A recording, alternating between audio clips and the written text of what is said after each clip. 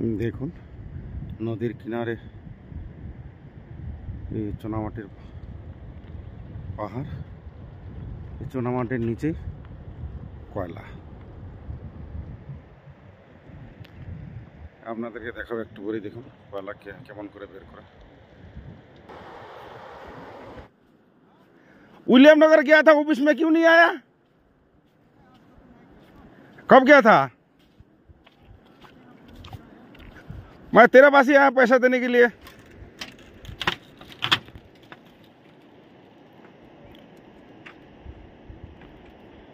দেখুন নদীর জল কত সুন্দর, একদম ব্লু কালারের।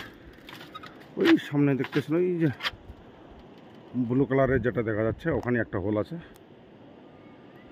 এই দেখুন এই ব্লু কালারটা দেখা যাচ্ছে এই সামনে,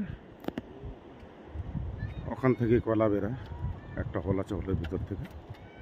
এটা হচ্ছে নদীর পার। এই যে একটা গাড়ি দাঁড় করানো আছে।